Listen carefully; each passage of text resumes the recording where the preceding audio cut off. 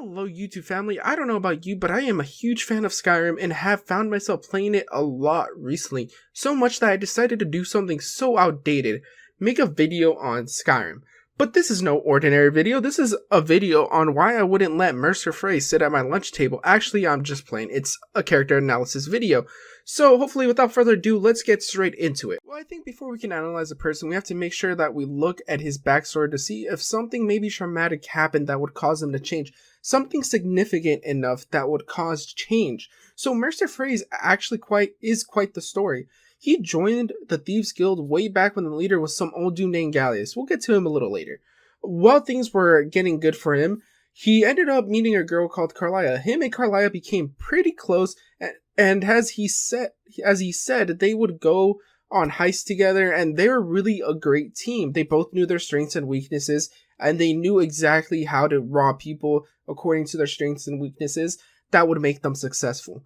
Mercer also became good friends with the leader, Gallius. He impressed Gallius so much that he decided to take him and Carlia under his wing. He taught them everything he knew, and they became somewhat of a big three for the Thieves Guild.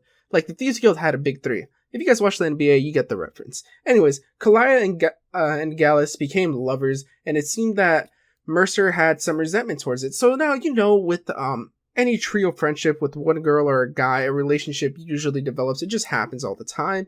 But Mercer felt some resentment to it. Mercer soon did something that he would normally do, which is he would start stealing from the guild. He started skimming money from the guild. It was not caught for a while. He soon then decided to let go of his oaths that he took as a Nightingale to Nocturnal, and he stole the Skeleton Key. This is a big no-no, as like he took this key and it pretty much took away all their luck. And he soon exploited the key and started stealing more from the guild and started doing a lot more things just to make his personal wealth a lot bigger.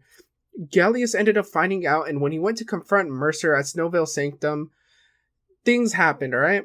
But, upon him getting there, Mercer had killed Gallius and framed Carlia for it. That caused Carlia to be on the run for what she says 25 years.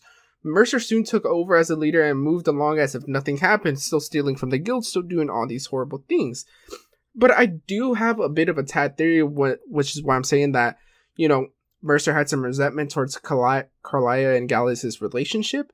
Now, hear me out, alright? Hear me out before you start frantically typing in the comment section. So, this theory pretty much revolves around, when you go to Snowvale on a quest to stop Carlia and she shoots you with the poison arrow, which slows your heartbeat down enough so that you live, there's a dialogue that occurs that says Mercer said he had everything. He had money, you, power, and all he had to do was look the other way. Now, when you hear this in the game, it sounds like Mercer sounds really hurt and sad and jealous too. That, him and Carlia were probably really, really close friends, They were probably the closest friends that they were when, they were working together. And Goliath probably ruined that for them because they became lovers, and what happens. They have to spend time together and do all this and that together. So, that's probably what would have happened, which would have made Mercer have a lot of resentment towards them because he probably looked at Gallius as this guy had her, he had money, he had power, and all he had to do was look away. And maybe that's how he rationalized it to himself. He probably knew that Gallius had found out before Gallius even was going to go confront him. So, maybe that's how he rationalized it to himself. But, that's just me, that's what I think. That's what I took from it. I don't know if anybody else has the same idea or, something like that, but that's what I took from it. But let's get into the next point in this video, which is the guild's principles and did Mercer follow them? Now, it would be quite silly to say that, Mercer followed all the guild principles because he kind of didn't. He was really, really fucked up in a lot of ways. So let's get to the first one, which is no killing. This is a good rule just because it's bad for business when you go killing people that owe you money, The Thieves Guild is ultimately in the end a business, and they're a really crooked business. They do things illegally, but in the end, they treat themselves as a business. And a lot of people look at it like this way. This is the analogy that I use. If you are a loan shark and somebody owes you a lot of money, you don't want to kill them because then they don't owe you any money, so you're not getting an influx of money. There's going to be people that borrow money from you that are going to be able to pay it off, but the people that aren't or those are the people that you're going to keep beating up, and making sure you send the message to them that you want your damn money, you know? That's what I look at it as. So loan sharks don't really kill people that are in debt. So the Thieves Guild wouldn't do the same because it's bad for business. They wouldn't be making any money. Now, you know, let's just say that the Thieves Guild really prides itself on this. They don't kill, and it's rare when you get a green light to kill someone. Like in the first job that you actually do that's legit, which is the Golden Glow Estate job, you actually are told by Brynjolf that you can kill the guy to send a message, which is kind of weird because, you know, usually you don't kill anybody. But Mercer, when we get to Mercer following this principle in the Thieves Guild, he let's just say that he did not follow the principle at all. He murdered a friend, and on top of that, he framed Carlia, another friend. What a guy, huh? Anyways, on to the next principle, is being quiet and not being nosy. Mercer really didn't do anything to be nosy at all, and he was really quiet about everything he did. I mean, of course he had to. He was pretty much betraying the entire Thieves Guild. So, I mean, that's, you know, kind of, oh, you know, it's easy to tell. But the third thing is having honor. Mercer checks out as not being good at, being good at this extraordinarily well. Let's start with the biggest first one, which is murdering Gallus. Gallus was the leader of the Old Thieves Guild, and on top of that, he was he was friends with pretty much Mercer. Like, him and Mercer were friends.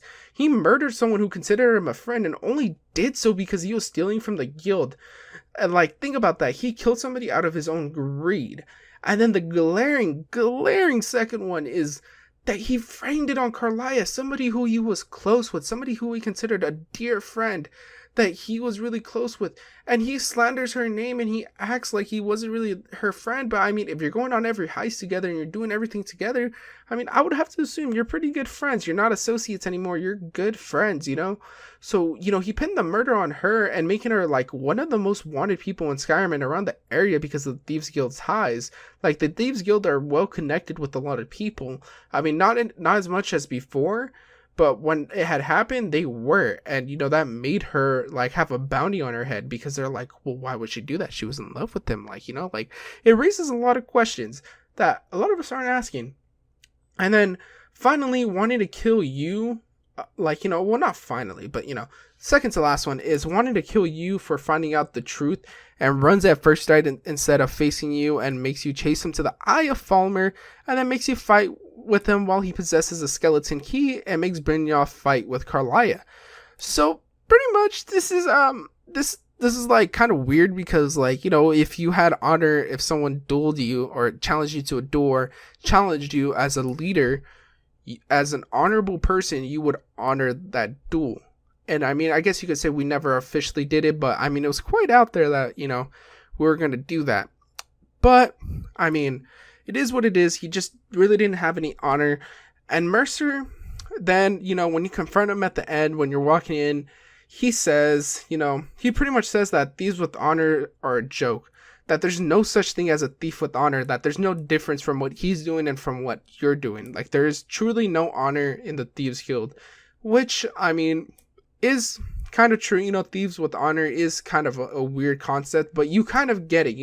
As a thief, you wouldn't steal from a fellow thief because, if you guys are both in the same organization, why would you steal from a fellow thief? It just doesn't make sense, so it doesn't make sense. So that's what thieves with honor kind of means, and you wouldn't kill them, you wouldn't do this, you wouldn't do that. But I just honestly look at it as him pushing his insecurities onto us because, he's really insecure probably about the fact that he betrayed everybody. And now he's facing his death because, Dovahkiin. So here are my final thoughts.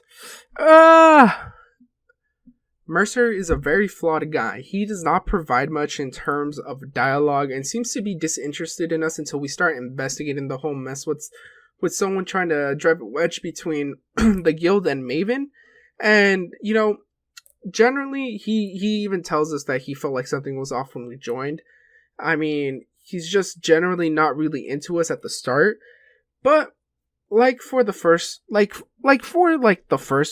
when I started listing things of why he's a really bad person, is he murders his friend just because he found out he was stealing from the guild. And on top of that, he stole artifacts that break their oath because, you know, when you decide to take an oath, I mean, you really shouldn't break it unless you have a really, really good reason to. And I get it. I mean, if you look at it from his eyes, he's like, this could have made the Thieves Guild rich. We don't need some luck rolling our way because, you know, oh, you know, we have this key that we could use for unlimited potential. It can unlock anything. It makes you stealthy. It makes you this. It makes you that. So I get it. But at the same time, if you took an oath to protect that one of those, you know, sacred things, then you should, you know, like that's just the way it should be. And on top of that is he betrays Carlia too and frames her for Gallius's death, which is super, super, you know, bad. And let's go to the last one, which is stealing all the plans, the gems, the jewels from the guild. You know, in the second to last quest that you get, the vault, you see the vault room is completely empty. And it is because Mercer stole everything.